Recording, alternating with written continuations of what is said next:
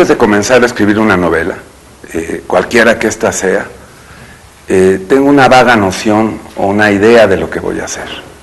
Nunca tengo una estrategia precisa, ni un argumento, ni delineo bien a los personajes. Todo se va haciendo en el camino. Es un poco así mi vida. Fadanelli es otra de esas inteligencias prodigiosas. Escucharlo en una mesa es una maravilla. Es un tipo de una enorme lucidez y un gran sentido del humor también.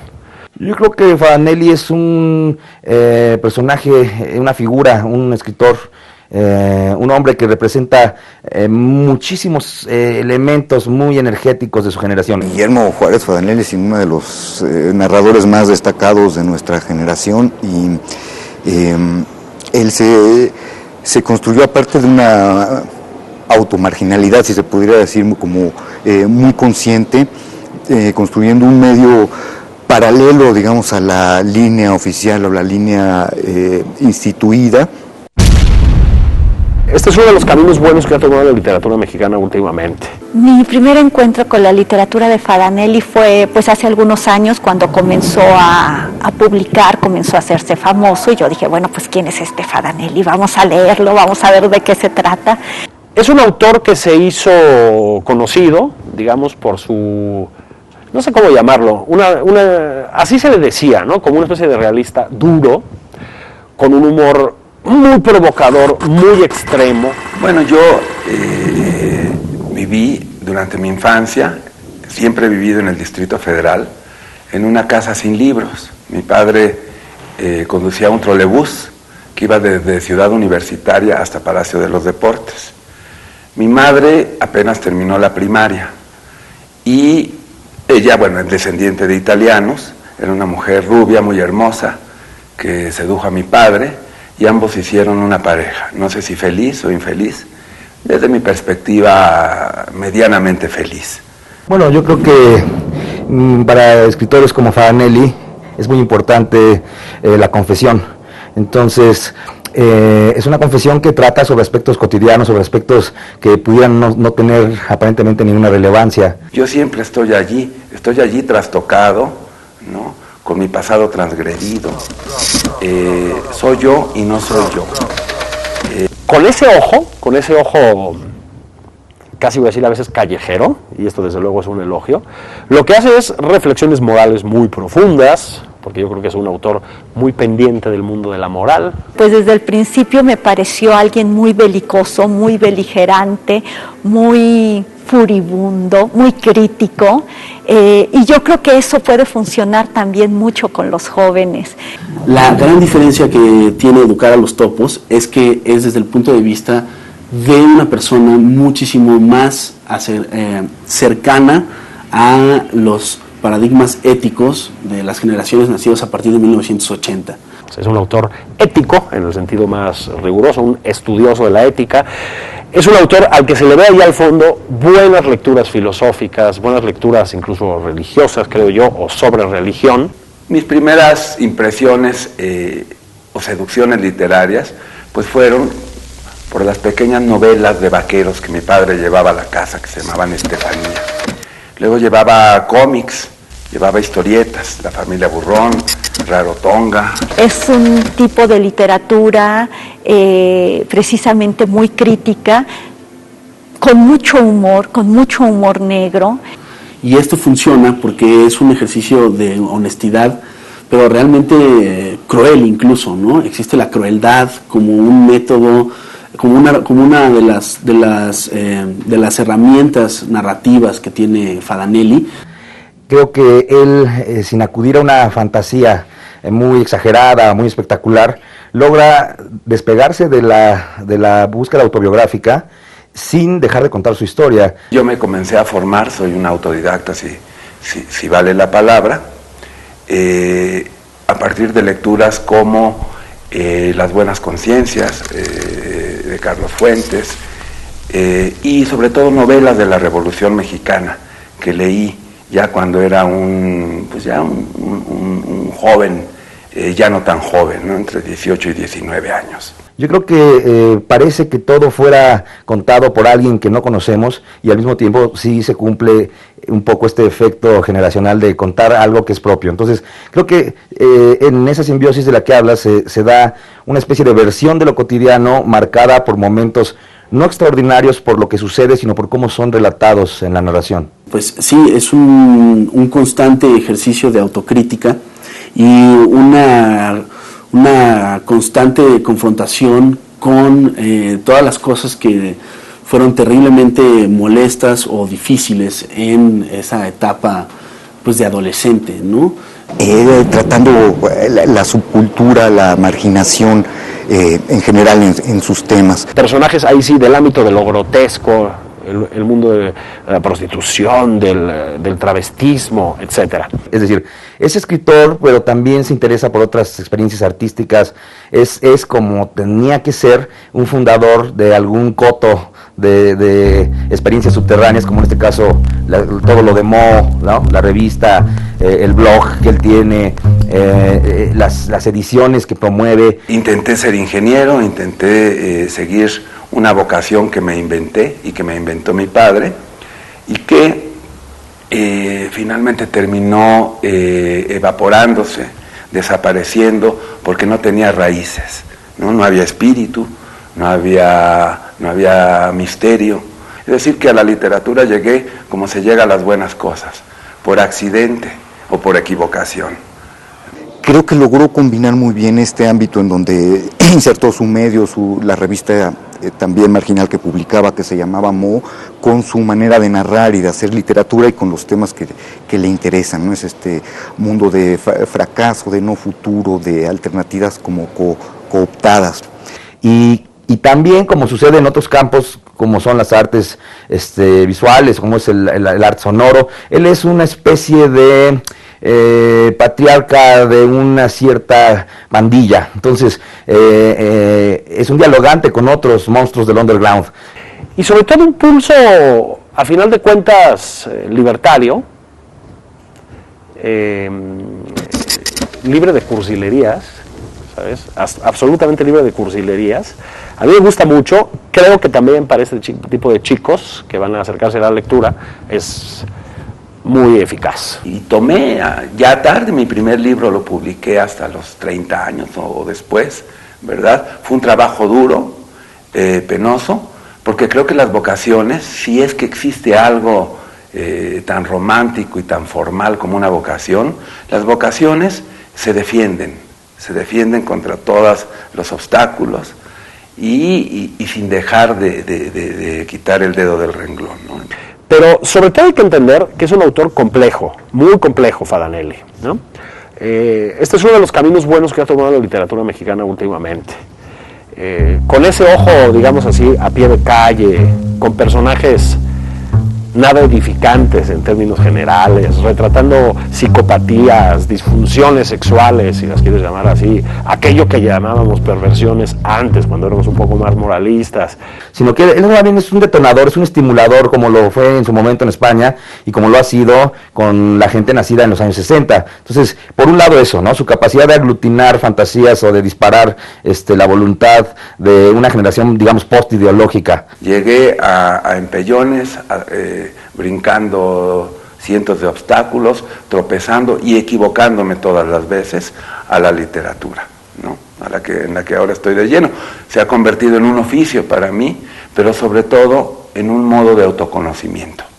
Y en Educar a los Topos tenemos una novela está extraordinariamente bien escrita, y lo digo no en el sentido de el cuidado del lenguaje o buscar los tropos más rebuscados o tener mucho fondo en muchas referencias que nada más, se lee muy bien, cuenta cosas muy bien, de una manera amena, muy directa y muy interesante, sabe transmitir, queda la impresión de que es una novela bastante autobiográfica, pero saben transmitir sus vivencias personales, a darles un tono universal en donde podemos comprender y sentirnos de pronto integrantes de estos momentos en donde hay unas relaciones de poder establecidas y uno tiene que someterse y actuar en consecuencia simplemente para sobrevivir.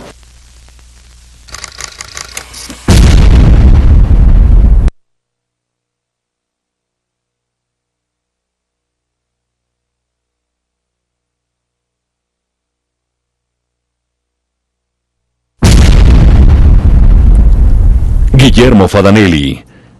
Escritor, editor y videasta, ha publicado libros de diversos géneros: relato, novela, ensayo, crónica y aforismos. Y un día estaba sentado con todo el impulso de escribir y me pregunté, ¿sobre qué vas a escribir? ¿Cuál es un tema interesante o que podría ser interesante para los lectores? Y me respondí que no tenía tema alguno, que estaba vacío. Educar a los topos es una novela en donde también tenemos un personaje principal que es un niño, un personaje a partir del cual se cuentan las cosas, un chico que entra a la secundaria y que nos va contando su vida, pero entra a una secundaria militarizada. Bueno, trata de una familia, la clásica familia disfuncional de México a principios de los años 70, donde un chico de secundaria, que en este caso era el hijo de la familia, su padre lo envía a una escuela militar, pero su mamá y su abuelita no quieren que lo envíe ahí porque creen que lo van a... Bueno, de hecho lo tratan muy mal. Y bueno, en una especie de epifanía o de iluminación, de pronto se me ocurrió que el tema más interesante estaba allí mismo, que era mi vida. En el caso de Fadanelli, el acento está puesto en lo terrible y sórdido que era recibir esta educación, y lo sórdida que fue su vida en ese momento, la vida del italiano, ¿no? En ese momento que recibió la instrucción militar. Donde no existe un buen vocabulario y donde los modales de los alumnos son bastante agresivos, no se respetan, no hablan coherentemente y hay cosas que simplemente vienen valiéndoles. Creo que es una novela muy intensa, muy dura, muy fuerte, con un lenguaje muy expresivo de lo que es, por un lado, la vida en una institución escolar militarizada y sus jerarquías, y las relaciones familiares que describe este niño de 11, 12 años. Contrapuesta a la vida familiar, contrapuesta precisamente al enfrentamiento paterno-filial, nos muestra muchísimos enfoques precisamente de desacuerdo con la autoridad. Y bueno, decidí entonces narrar mi vida en esos 5 o 6 años en la escuela militarizada. Pareciera ser que el llegar a esta escuela militar era una consecuencia de lo que pasaba en su casa, con este padre que nunca pudo entender una serie de circunstancias de cómo vivía su familia, con este padre que aspiraba a cosas que no podía tener, no solamente monetariamente, sino socialmente. Este padre de familia que describe Guillermo Fadanelli, rígido, con sus ideas firmes, de tendencias socialistas, de pronto, aunque no lo dice directamente el autor, encuentra lo que realmente decimos un hueso, un trabajo por su amigo que tenía un empleo en el gobierno que le permite tener más ingresos de los que nunca había esperado una familia en su nivel. Donde el padre decide lo que se tiene que hacer con vidas y obras, a pesar de tener 2 mujeres fuertes junto a él, la madre del italiano y también la abuela, ¿no? En cierta forma era como machista, porque decía que la mujer no tenía opinión o no tenía nada en la familia, o sea, el único que contaba era él y punto, o sea, nada más él. Y de ser el padre ejemplar, respetuoso de su mujer, modelo de sus hijos, se convierte en un padre un poco alcohólico que tiene aventuras con mujeres, que descree de los principios que él mismo está tratando de inculcar. Y esto tiene que ver directamente con esta visión pesimista, con esta visión en la cual el padre reúne estas características, pues, como de patriarcado, pues, ¿no? De un padre dominante, una figura que no se interesa realmente en sus hijos, y este personaje que ve en la literatura o a través de su relación con la literatura una manera no solo de conocerse a sí mismo, sino de autoafirmarse. Es decir, hablo de mí y no hablo de mí. Es una biografía, sí, pero me gustaría pensar que nuestro pasado siempre es un mito. ¿Qué puedo yo de contar de aquel joven que fui hace 25 años? ¿Qué hay de verdad en mis palabras? Y esta suerte de protección del personaje hacia las mujeres, ¿no? En donde no les puede contar lo terrible que es la escuela militar, porque su abuela, para empezar, odia a los militares y quisiera estrangularlos a todos, pero que a su madre no le agregaría más que otra angustia, porque al final no pueden hacer nada contra la voluntad de su padre. Entonces el niño ya no dice nada, simplemente se va a la escuela y ahí conoce a muchas personas que son de su edad y a jóvenes que se aprovechan de ellos. Y es en ese sentido que la figura de la madre y de la abuela pues resultan pesadísimas, ¿no? Resultan increíblemente pesadas, fuertes, uno acaba enojadas con ella. Él ve ese lado femenino que siempre está en contra, no de las reglas, sino que está más bien a favor de un mundo mucho más orgánico, mucho más emocional, mucho más intuitivo, que creo que es el mundo intelectual de Favanelli. ¿Qué hay de verdad en mis palabras? ¿Con qué certeza narro yo aquellos acontecimientos? Y es allí donde entra la novela y yo desaparezco. Yo creo que es una novela muy dura de cómo, digamos, del abandono de la niñez, de la entrada a un mundo adulto con reglas muy agresivas y al final de cuentas un mundo de jerarquías inclementes que afectan, por supuesto, a quien las vive, pero que paradójicamente también escinde a la propia familia. Este mundo de la disciplina, de la escuela secundaria, donde el personaje es inscrito para entrar a una educación mucho más rígida, sí es una proyección de lo que representa el padre, que nunca es visto del todo como un personaje tremendo, es decir, es un personaje obsesionado con una, digamos, con una versión de la vida que debe estar muy estructurada. Y esto lo padece el niño. Todas estas injusticias, con todos estos sinsentidos, con todas estas jerarquías malentendidas, ¿no? Y con todas estas desgracias que empezaban desde el momento de la comida hasta el momento en que tenía que formarse y convivir con los compañeros, en donde parecía que se premiaba el buen comportamiento, pero cuando tenías un premio por el buen comportamiento, mejor lo tenías que ocultar, ¿sí? Una serie de sinsentidos que había que aprender a sobrevivir con ellos, ¿no? El momento en el que matan a un joven de esa escuela, la mamá se pone a pensar y dijo, no, yo no quiero que le pase esto a mi hijo, no quiero una desgracia en la familia, y decide platicarlo con el papá. Pero de todas maneras, la voluntad de él es lo que finalmente termina haciéndose. Y bueno, el muchacho termina saliendo de la escuela por una circunstancia que no tiene nada que ver con lo que él quiere, ¿no? Sino que es algo que se entera el padre y que la madre se entera también y que ya no puede seguir ocultando. Ahora, me gustaría decir lo siguiente.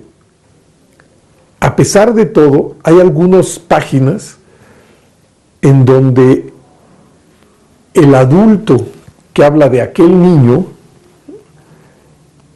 rememora a sus padres con afecto y hasta con cariño, ¿no? A pesar de que en su momento, pues el niño es muy crítico del padre, ¿no? Acá incluso hay un cierto candor respecto a la memoria de los padres, no de los padres como una entidad que fuera benévola o en la que estuviera depositada la nobleza. A veces es la madre, como en este caso, la figura con la que hay más empatía. Hay como que ya no una necesidad de luchar contra el hogar o contra el origen, sino más bien una necesidad de encontrar lo mejor del origen. Tiene toda esta crítica social, todo este enfrentamiento a la autoridad, y tiene un humor muy corrosivo, tiene un humor terriblemente corrosivo, en algunos momentos escatológico, que puede gustar mucho a ciertos sectores de la juventud. Es una novela ¿cómo llamarlo? Una novela que habla de la experiencia adolescente en condiciones muy adversas, ¿no? Entonces, en ese sentido es como una especie de manifiesto, ¿no? De carta al mundo, de decir, pues esto, de aquí es de donde vengo y esto es lo que se puede esperar de mí.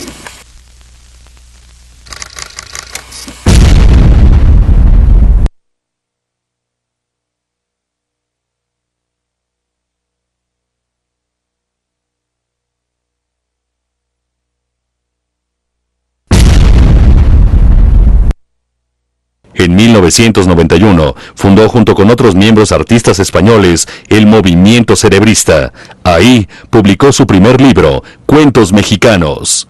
Bueno, para mí el personaje principal de Educar a los Topos es el lenguaje.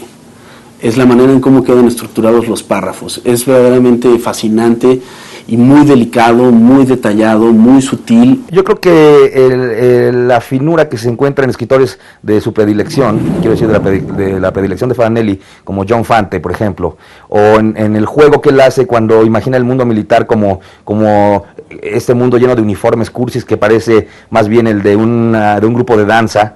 Cuando él juega a la metáfora tierna o irónica, también lo hace en el estilo Bukowski. Entonces, escritores como Bukowski, como John Fante, como Favanelli, son underground, están por la subversión de muchas cosas, pero también tienen como un culto por la elegancia. Es una novela, pese a ser, entre comillas, biográfica, ¿verdad?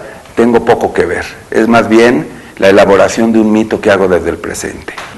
Es un ejercicio sumamente vigoroso en ese sentido, dado que si uno parte del hecho de que no puede uno escribir si no tiene una relación cuando menos entendida con su familia, con su pasado y con su futuro, entonces el ejercicio novelístico sería un rotundo fracaso, ¿no? Entonces, los lectores de Educar a los Topos pueden leer perfectamente la novela sin reparar en que detrás hay un autor. Es un escritor que siento que se impone pocas reglas para crear y creo que las explota muy bien.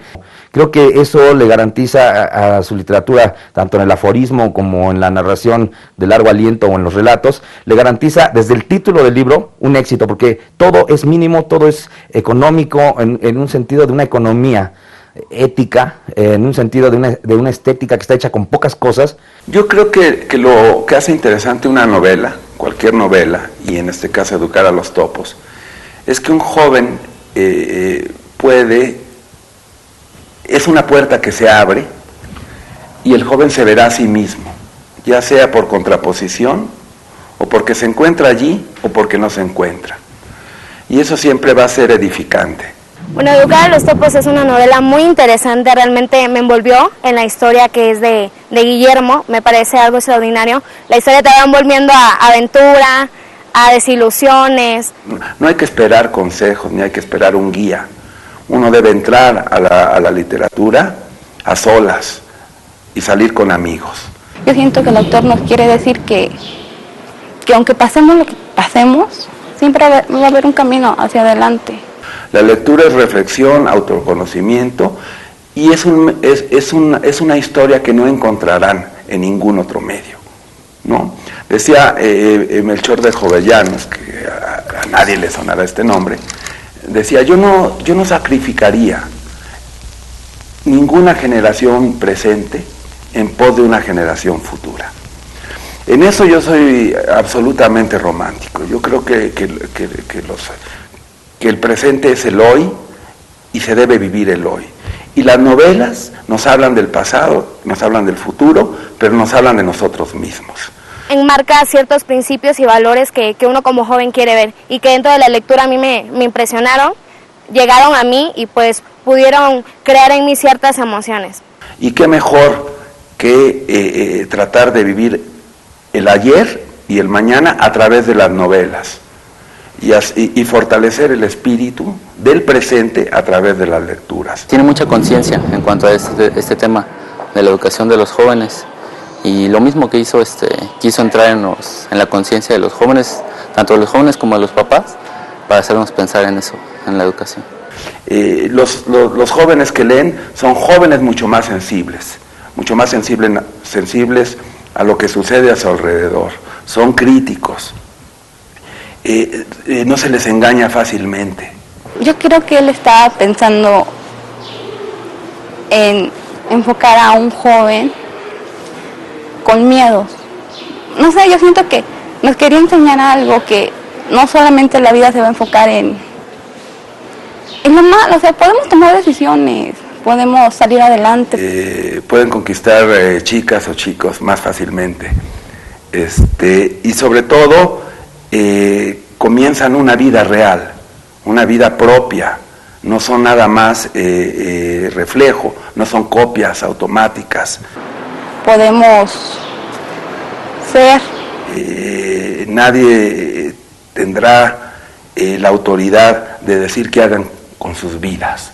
La lectura te ayuda a eso, a tomar determinaciones y sobre todo a entrar de lleno al misterio que es la vida y el arte, ¿no? Pues eso es lo que yo diría, no con educar a los topos, con cualquier buena novela.